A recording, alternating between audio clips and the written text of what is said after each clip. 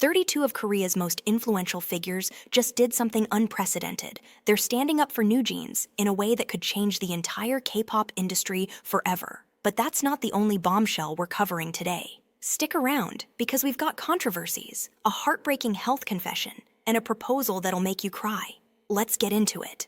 Let's start with the story that has everyone talking about boundaries and reality. Stray Kids Felix just went viral for giving a fan the gentlest reality check ever. And honestly, the internet is here for it. During a recent video call fan sign, a stay told Felix that while her mother had been trying to set her up on dates, her heart was actually with Felix instead. Now, Felix could have just played along with typical fan service. But instead, he said, "Ah, that's very sweet, but it's the difference between someone who thinks in reality and someone who thinks in imagination." His tone was kind, but his message was crystal clear. He was setting boundaries. The clip went viral on X with over 500,000 views. One fan tweeted, "Help, he's so real. He really doesn't give a single FCK to give fan service to all your delusional imagination.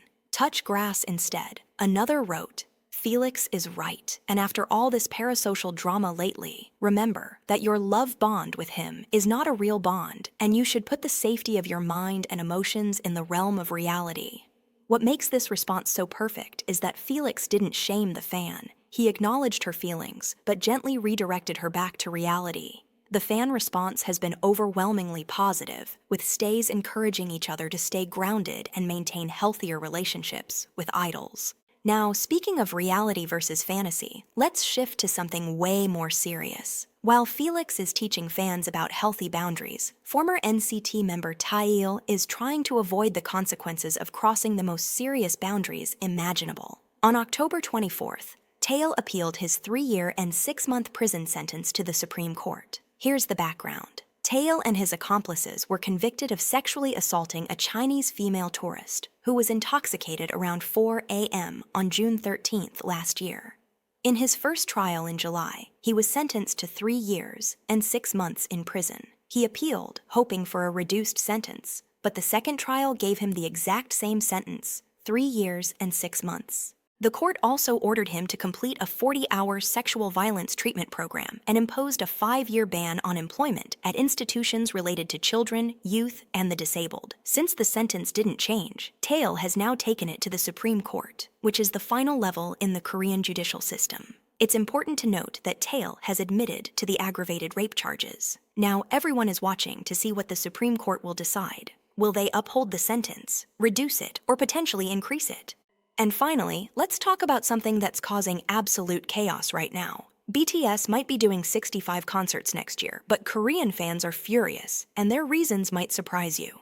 On October 26th, Bloomberg reported that BTS plans to hold 65 concerts worldwide next year, with more than 30 shows just in the United States. After Suga was discharged from the military in June, the group has been working on a new album expected to drop at the end of March. But while international fans are celebrating, Korean netizens are not happy. On the coup, fans are saying, "I guess we will barely be able to see them in Korea." And if 30 concerts are in the US, then they're just going to live in the States. Others are raising concerns. Are they going to part ways after this tour? The number of concerts is insane, and they need to care for their health. Korean fans have several major concerns. First, if almost half the concerts are in America, they'll barely see the group in their home country after waiting years through military service. Second, 65 concerts is absolutely massive, and fans worry about the members' health. And third, there's anxiety. This might be a farewell tour. Now here's the important part. Big Hit Music officially responded saying, "The schedule and scale of the New World Tour have not been decided yet." So while Bloomberg is reporting these numbers, nothing is officially confirmed. Take these numbers with a grain of salt until Big Hit makes it official. A major development is unfolding right now. 32 prominent Korean intellectuals and activists have submitted a powerful petition defending NewJeans. We're talking about National Assembly members, university professors, former diplomats, and media executives from both sides of the political spectrum, all united on this issue. Here's what's happening. NewJeans is locked in a legal battle with their management agency, ADOR. Right now, all 5 members are completely banned from any entertainment activities until the court decides about their contracts. No performances, no recordings, nothing. The petition released on October 22nd raises something critical: the massive difference between artist rights in Korea versus the United States. In America, artists have certified agencies protecting their interests. In Korea, not so much. Korean standard contracts can tie an artist to a single agency for up to 7 years, with obligations falling almost entirely on the entertainer. Here's the business side that makes this even more interesting. HYBE chairman Bang Si-hyuk established ADOR in October 2021 with about $11 million.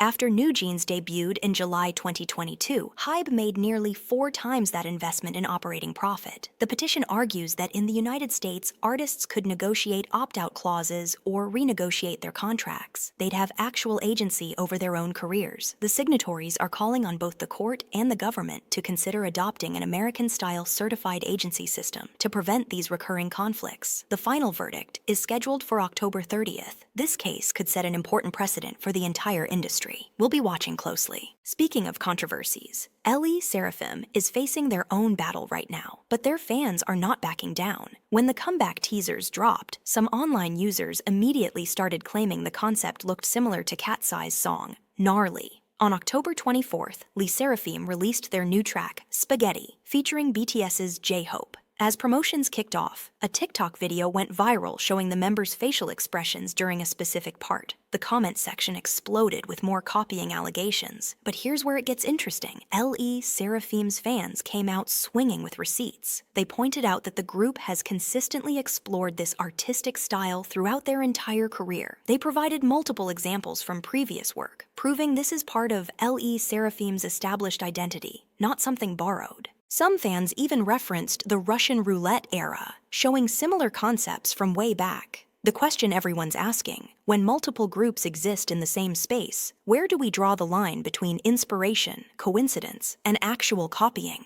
As promotions continue, both the group and their fanbase aren't backing down from defending their artistic integrity. Now let's talk about something that hit differently. Popular mukbang YouTuber Tsuyoung recently opened up about why certain comments about her appearance really hurt, and the truth behind it is heartbreaking. On October 25th, Tsuyoung appeared on MBC's Point of Omniscient Interfere. She shared that her subscriber count jumped by 400,000 after her last appearance. Amazing news. But then she addressed something that had been weighing on her. During her previous appearance, she wore thick glasses that kept sliding down her nose. The internet exploded with negative comments, accusing her of pretending to be cute for attention. At first, she explained the lenses were just heavy, but then she revealed the real reason. Tsuyoung has an incurable eye disease called retinitis pigmentosa. It's a rare genetic condition that causes the retina to deteriorate over time, damaging visual cells. Many people asked why she didn't just get surgery. Her answer was devastating: I can't. Then came the most heartbreaking part. She said, I might go blind later. She's not exaggerating. This disease causes gradual degeneration that can eventually lead to blindness. Korean broadcaster Lee Dong-woo was diagnosed with the same condition in 2004 and was declared legally blind by 2010.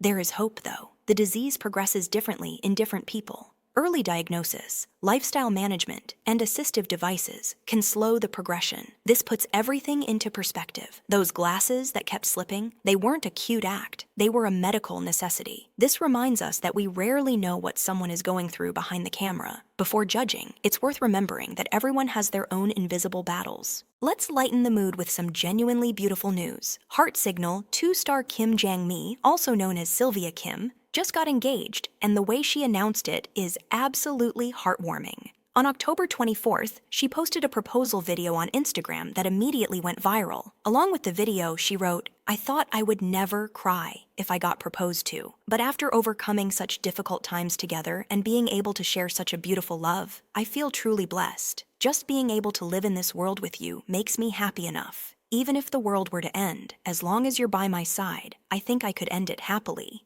The video captured her receiving the ring, bursting into tears of joy, and sharing a kiss. It's one of those proposals that just feels authentic and real. No over-the-top production, just two people in love. What really stands out is when she mentions overcoming difficult times together. Their relationship wasn't just sunshine and rainbows. They worked through real challenges, and that made their bond even stronger. That's real love. It's pretty special to see someone from a dating show find their happily ever after, even if it wasn't on the show itself. Sometimes the best love stories happen when the cameras stop rolling. Congratulations to the happy couple. Finally, let's wrap up with Red Velvet's Joy, who's been turning heads with her recent transformation. Quick content note, we're discussing physical appearance, so if that's sensitive for you, feel free to skip ahead. Joy recently shared photos on social media wearing a fitted gray dress, and the posts went viral. Fans noticed significant changes when comparing these to her appearance earlier this year at a concert. The difference was striking. The online community had mixed reactions. One fan wrote, "Wow, but how did she manage to lose weight like that?"